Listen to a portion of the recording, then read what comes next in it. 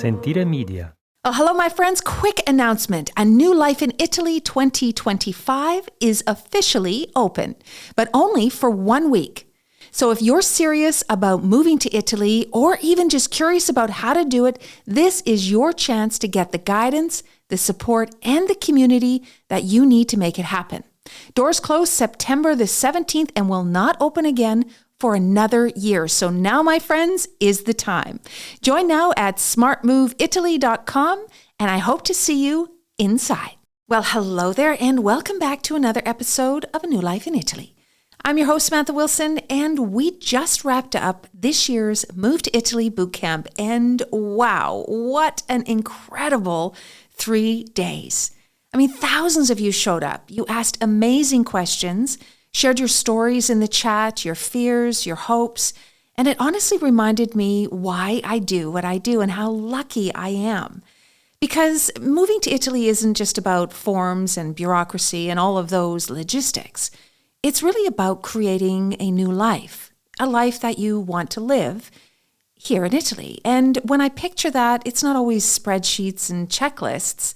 I kind of picture a wooden spoon or a big, bright, sunny kitchen, and maybe someone's grandma, their Nonna, teaching you how to make sauce the way that her mother taught her. Because Italy is about traditions, and it's about relationships. It is slow, it's soulful, and it's beautifully imperfect. And that's what we're talking about today, how food connects us, teaches us, and honestly grounds us in a way that guidebooks and Google and even ChatGPT just can't. And if you've ever dreamed of learning to cook like a real Italian grandmother, not just for the recipe, but for the wisdom behind it, you are going to love this episode. Are you ready? Let's get started. I'm Samantha Wilson, Chief Dreammaker at smartmoveitaly.com, and this is A New Life in Italy, a show where each week I take you behind the scenes of what it's really like to move to Italy, introduce you to some fascinating people, answer your questions, and show you how starting a new life in Bel Paese is possible for you. You know, people ask me all the time, what is the best way to start feeling Italian, even before you move? And I always say, start with the food, because food here isn't just about feeding yourself or nutrition. It's about slowing down. It's about remembering. It's about sharing. And it's about honoring where things come from, traditions, relationships. I still remember one of the very first times that I got invited into an Italian's kitchen. I was kind of nervous, to be honest, because, there's a lot of hype. And it was this tiny apartment, no measuring cups, nothing really fancy. But what she made was perfect because she knew it by heart. And every movement, every pinch of salt, every story that she told while stirring, which, by the way, were many, well, they all stuck with me. And there's something deeply comforting about the way food and tradition go hand in hand here. Recipes aren't written down, they're passed down. They're practiced, and they're taught over the holidays and lazy Sunday lunches. And somehow, even if you don't speak the same language, you seem to understand each other when there's flour on the table and something simmering on the stove. And in these moments, the smell of garlic and olive oil and the sound of a spoon tapping on the side of a pot, that Italy really shows herself. Not the tourist version, but the version that you will be living. The one where life happens in the kitchen, not on a schedule. And if you can tap into that little thing, even from afar, you're already one step closer to your new life in Italy. And I think that's why I love what today's guest and his team are doing and are focusing on. They're not just sharing recipes. They're preserving something that's disappearing in so many places. And they're doing it in a way that's completely accessible for you. You don't even have to really be Italian, and you don't need to have a perfect kitchen. You just need to show up curious, hungry, and willing to learn.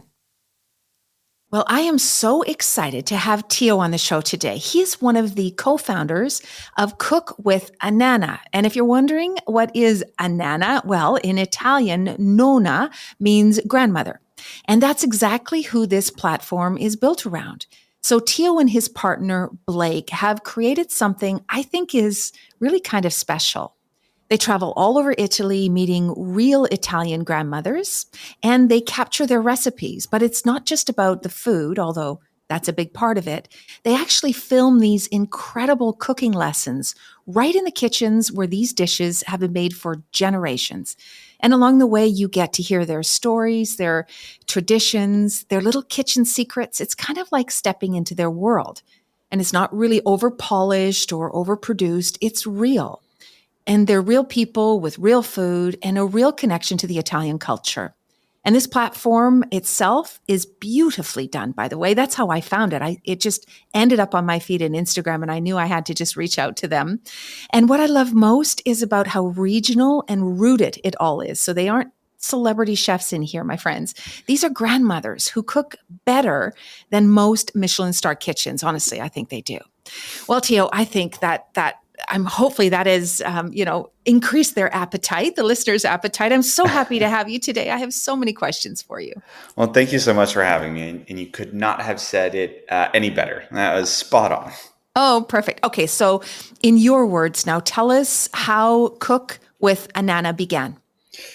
Great question. I don't think it was a light switch moment, meaning it didn't happen. I can't point to a specific time and date. I think having grown up in Rome with Italian nonas, I sort of started realizing, sadly, that as I was losing my grandparents, a lot of these dishes that were instrumental to my upbringing were disappearing, and sadly, that very specific nuanced type of dish was never replicatable. And so, Hmm. over time, I started realizing that I think there's something here. I think someone should sort of take this initiative to document these dishes before they're gone forever, and that married with the interesting and somewhat antiquated industry around online recipes, Hmm. I think really positioned us to be able to sort of, two birds, one stone, acknowledge that we want to preserve generational recipes and really create this sort of Rolodex of incredible dishes, all the while certainly trying to be at the forefront of how someone can learn these recipes through the digital world we live in.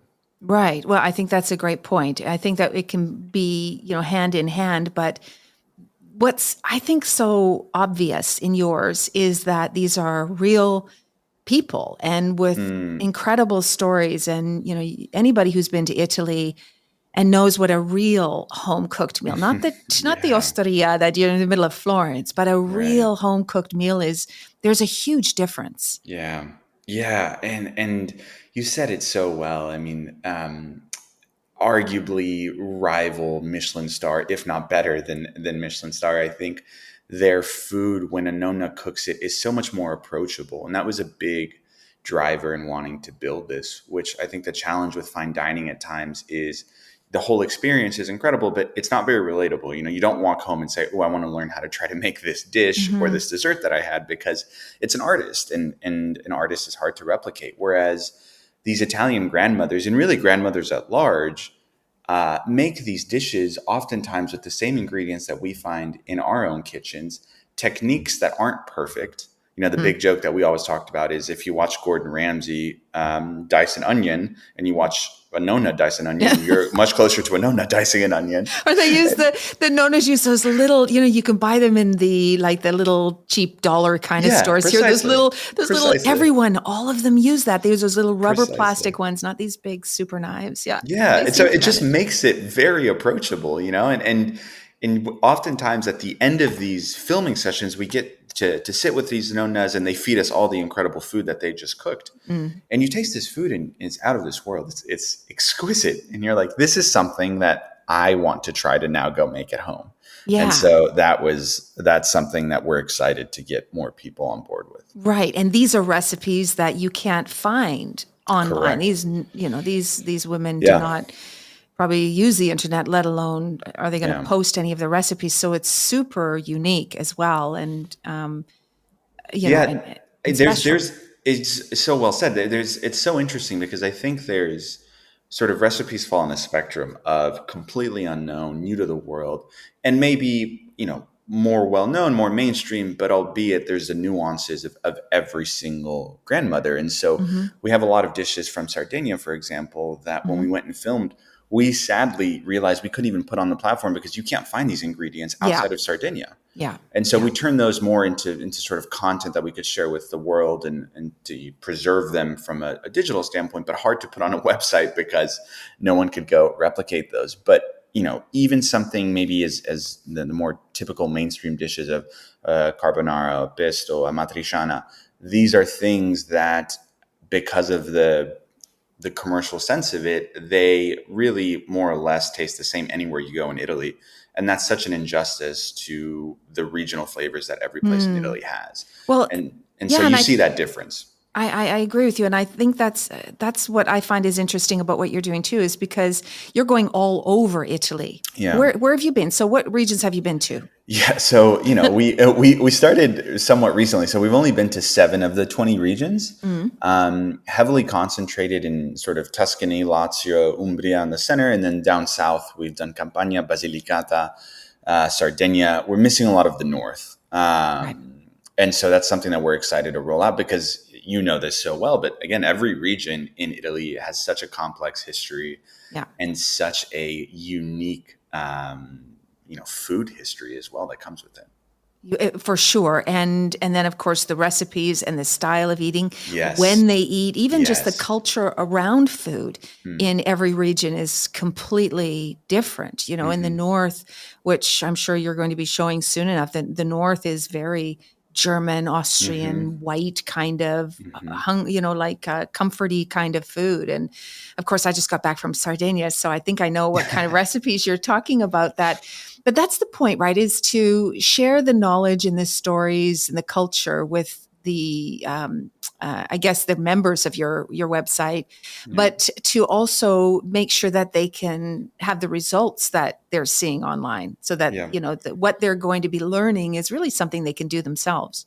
Precisely. And that's the best way to beat disappearing recipes, right? Is ultimately we always talk about we feel like we're in the knowledge share industry. What we're Mm, really trying to do is download information and be able to share it in a way that's easily digestible, no pun intended, but yeah. is it's really that. And so oftentimes these grandparents are somewhat marginalized in society in the sense that they didn't live in the world of technology. They're often just waiting for nothing or and sadly until they pass away. And so it's interesting to come in and see how excited they get that someone is interested in talking to them Yeah. and hearing their stories and preserving some of these dishes.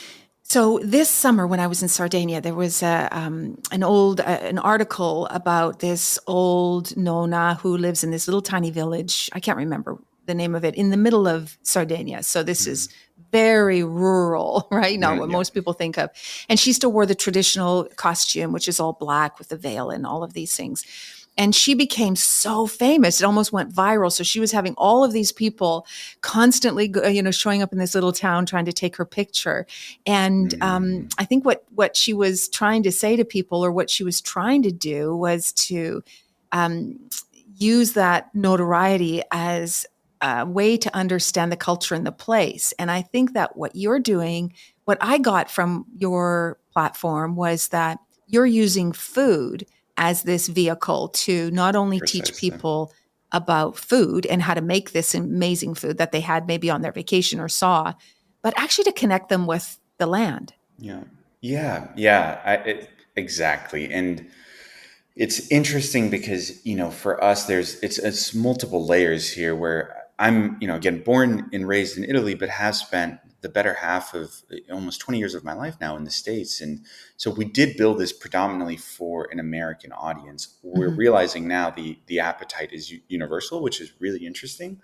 Hmm. But with that, one of the things that we realized early on is that food oftentimes in the States can feel very functional. It can feel like we eat because it's a requirement. Yeah, it's transactional, like everything. Exactly. Yeah. It's very transactional. Whereas food in a lot of other parts of the world, Italy included, is about love and community and it's a pastime and it's this beautiful way to bring people together.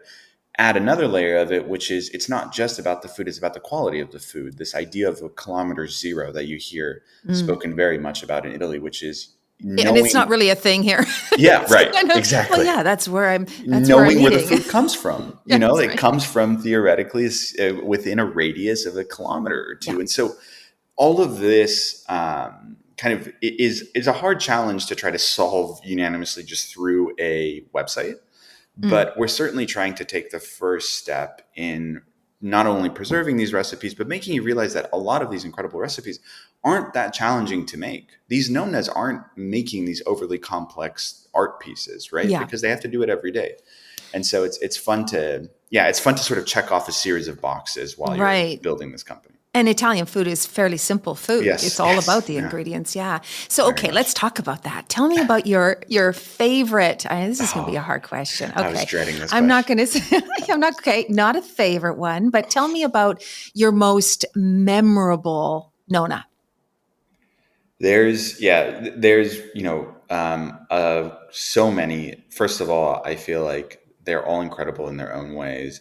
My own nonas on the platform, which was I think special in a way because I was able to deepen my relationship with her and Mm. understanding and talking to her in ways that oftentimes I don't think Hmm. most people get that opportunity. Hmm. But if I had to call out one, there is a nonna in Sardinia called Grazia, Mm. who is 101. No, oh, she's young And yeah, she's young. for Sardinians. And we were sort of planning to shoot with her in the evening. So the way we structure our days are you have morning shoots and then evening shoots. And Yeah. for whatever reason, that day we were running really late. We were traveling sort of across Sardinia, traffic. It was a challenging place to get to, and so I think we had slotted a time to begin filming early afternoon. Call it like 5 or 6, and I think we ended up getting there around 8:30 or 9. And Oh, we were mortified. We were yeah. this woman's 101. We Yeah. called the sort of point of contact, and we kept saying, "Hey, we can reschedule. We are so sorry. We can be there tomorrow morning for whatever works for her. Like we will be there."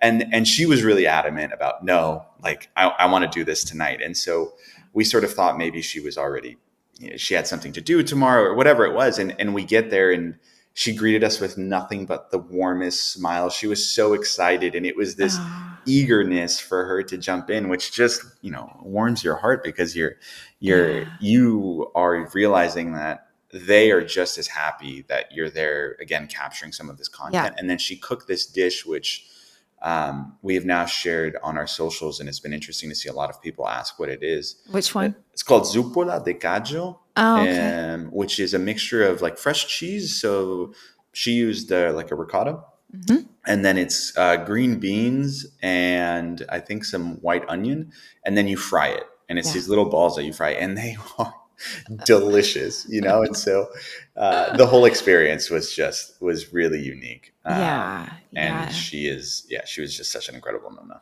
Well, even the warmth of the Italians, I mean, that just shows through. But I think I saw a post where you said you were getting in trouble. You were also getting scolded by a Yeah, Nona. very much so. That happens on a daily basis when we're filming, and it's part of what makes them them, and we love every second of it because they're unapologetically Yeah. themselves. Yeah. I think you reach a certain age and you don't really care if what you say is right, wrong, or anything in between.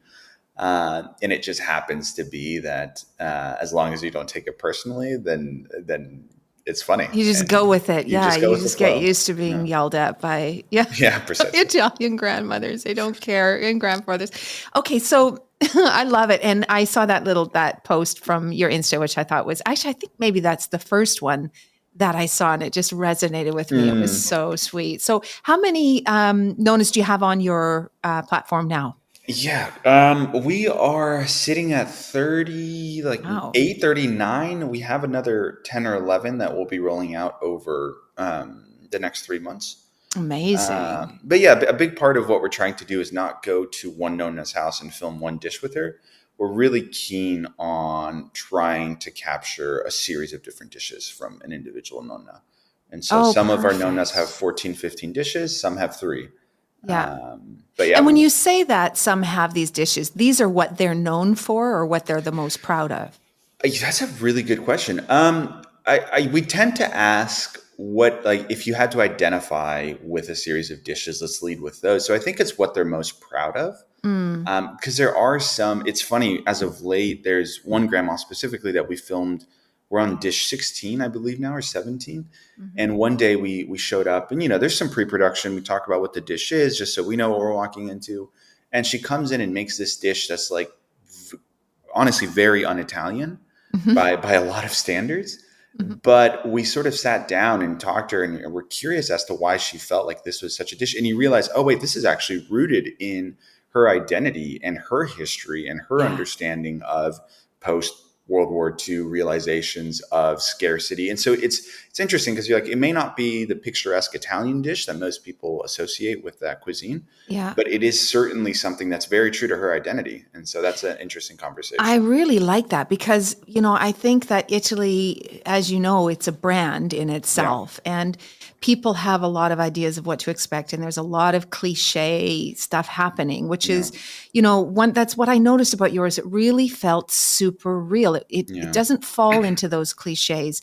And your story reminded me of something is because people will say things to us like, I don't want to feel like I'm living in, New York or living in the Mm-hmm. US. I want to live in an old stone house or whatever. Mm-hmm. And it's like, yeah, but this isn't Italian. Yeah, Yeah. it is. You're in Italy.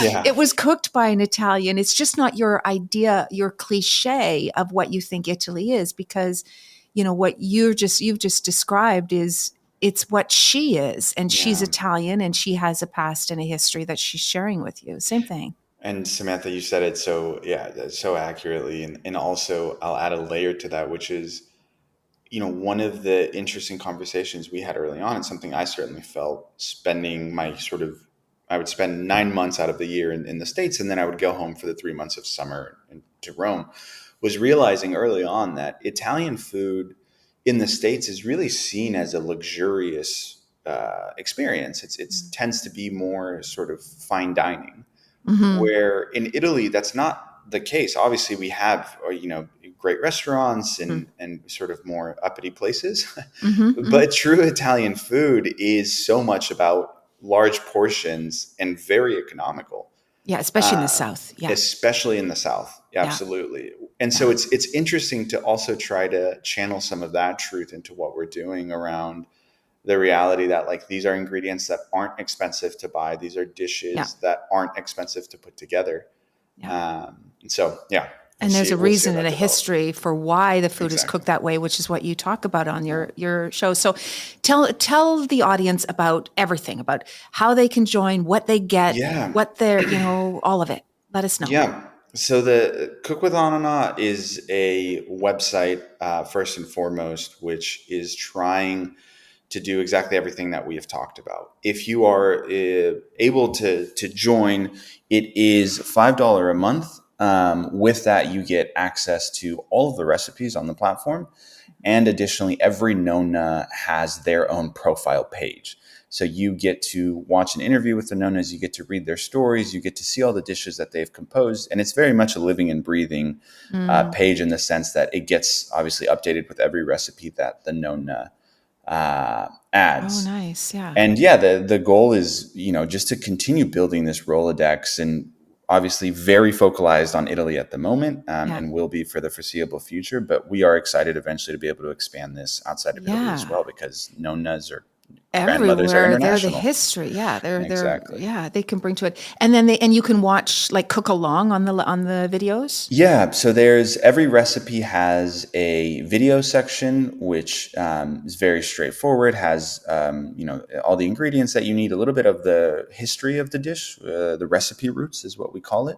Yeah. And right below that, we have what we call a gift section, or a step-by-step section, which is sort of a reimagined, very easy way to learn this recipe if you're not looking to watch a video. And so it's a series of GIFs, Hmm. 2 to 3 seconds each, that show you a sequence of two events. Yeah. On the right-hand side, and on the left-hand side, just a description of what you're doing in that step and the ingredients that are needed in that step. Okay. So It's fully customizable to portion sizes, to imperial versus metric. We really emphasize the opportunity to create a sort of state-of-the-art platform that makes it as easy as possible to Yeah. learn these recipes. Yeah, no, it's lovely. And now, just a quick question, just Yeah. because I thought about it, is that if, let's say, one of your members falls just not like weird in love, but you know what I mean, like just really becomes a big fan of one of the nonas, can they contact them? Is that possible? So Is there a yeah, way? that's great. So at the moment, no, mostly for safety reasons. But one of the biggest things we've been seeing in the background is there's been so much interest, so many people reaching out on our socials about Hmm. doing these sort of Nonna experience tours, or Yeah. is there a way to organize something in the summers to be able to cook with them? So I can't share too much around that, but I can certainly say it is a very high possibility that's something that in the summer of Yeah. 26 we consider That's rolling out. nice because it's Yeah, so I mean, like I said this a few times, it's personal and yeah, everything that, we do. My whole approach is that this is, Italy in itself and moving and, even just experiencing it, food through your app. Um, it's very personal to a lot of yeah. people. And so I'm just going to take a quick sec to just remind everybody who is joining our membership this year too, is that Teo and Blake have been so generous to offer 3 free months of the platform, which is a perfect way for you to experience not just the platform, but to find out which Nona you fall in love with. Exactly. Yeah. They're Okay, all Teo. incredible. Well, it has been so much fun, and I'm enjoying learning more and more about what you're doing, and I'll keep watching and, of course, digging into your platform as well. I think it's wonderful. Well, Thank you for thank sharing you. it with us. Thank you for the opportunity to talk about it. This has been lovely. Well, I'm hungry. I don't know about you. What a great conversation with Teo. I could talk to him all day long, not just because I love food, which, let's be honest, I really love food, but because of what they're building at Cook with Anana. It's something that actually helps you live in Italy, not just dream about that. And, they're bringing back old traditions and reaching into these tiny villages to these people, these older nonas who have had so much experience and are willing and loving to share.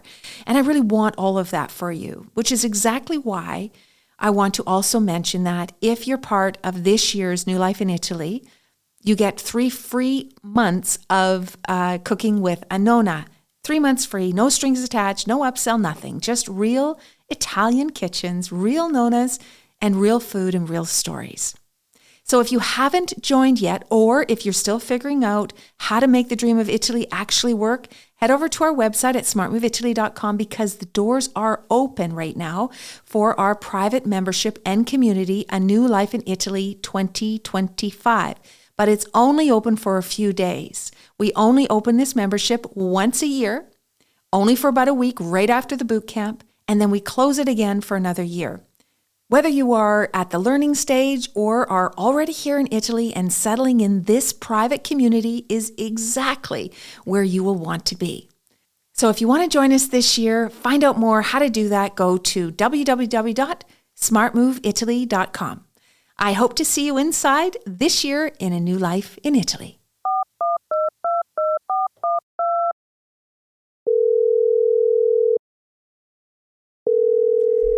It's time for listener questions. Just like the old radio call-in shows, my team has picked 3 listener questions, all left on our voicemail. I have no idea what these questions are, but I haven't been stumped yet. Are you ready? Let's get started. All right, it is question time, my friends. Question number 1. Is there any path to citizenship if my Italian ancestry was broken through naturalization, but my Italian ancestor was my grandparent? Well, the good news is yes. Now, as you know, the new law changed this year, in May of this year, that reduced the lineage, meaning that you could only go back to your parent or your grandparent in order to qualify for Italian citizenship through jus sanguinis, through blood. And if your ancestor naturalized at any point in their lives, it also broke the line. So if by chance your Italian grandparent broke the line, but it was your grandparent, you can actually move to Italy now. And after 2 years of legal residency in Italy, you can apply for your Italian citizenship through naturalization or through residency. So it's not the same way. It's not through jus sanguinis, not through blood, because that line was broken. But if it was your parent or your grandparent and you get a visa, you can move to Italy, become a resident of Italy, and within 2 years, apply for your Italian citizenship. Otherwise, you would have to wait 10 years as somebody coming here that doesn't have this lineage, so it's much faster. However, you do need to live here, so you have to have 2 taxable years here in Italy. You will obviously need a visa, some kind of visa to get you here in the first place, and you will need to have your B1 language, so the language component will come into play this time. But otherwise, it's not so bad because you get to go from 10 years down to 2. Question number 2. I am waiting for my permesso di soggiorno card to come. I've already applied, but I'm waiting for the process to complete.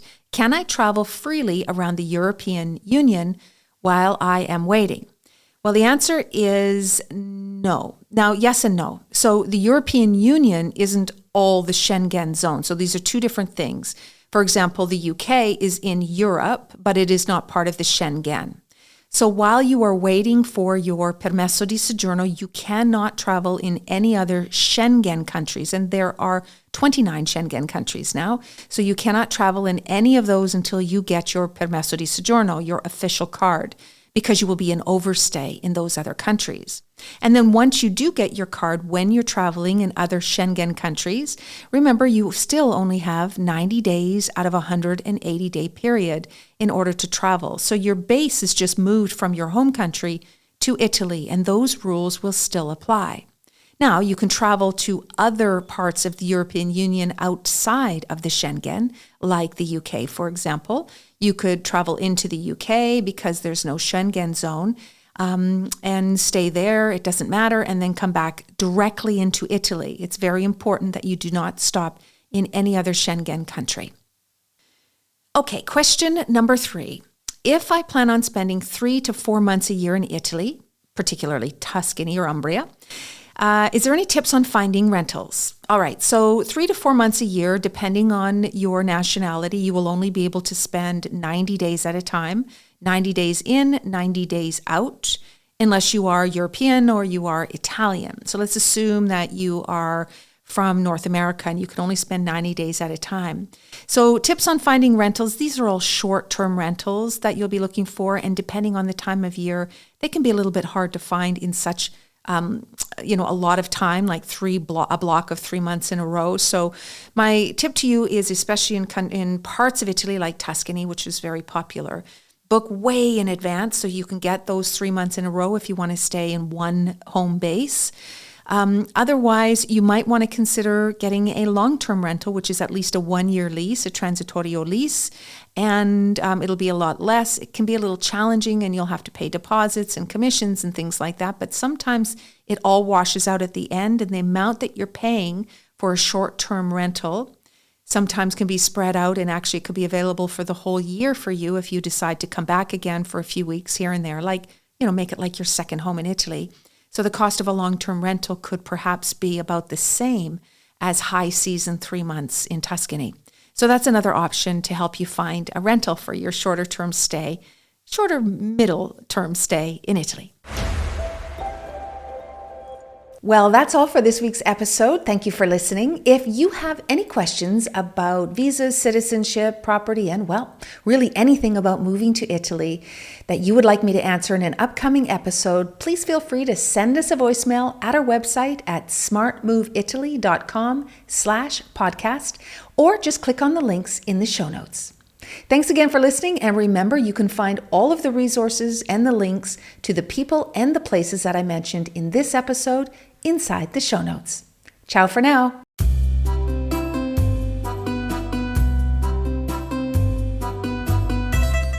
A New Life in Italy podcast is a production of Sentire Media, created and hosted by me, Samantha Wilson.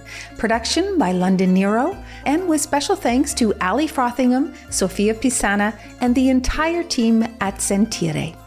Follow A New Life in Italy wherever you get your podcasts. And hey, if you're thinking of moving to Italy, whether full-time, part-time, or for a lifetime, come and see me over at smartmoveitaly.com and we'll help you get here and start living your best life. And don't forget, if you love this episode, please rate and leave a review. It's much appreciated.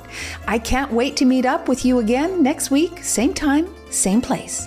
Ciao for now.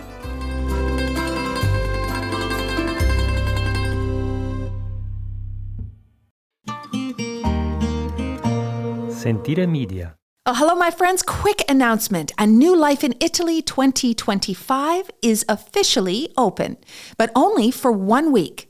So if you're serious about moving to Italy or even just curious about how to do it, this is your chance to get the guidance, the support, and the community that you need to make it happen. Doors close September the 17th and will not open again for another year. So now, my friends, is the time. Join now at smartmoveitaly.com, and I hope to see you inside.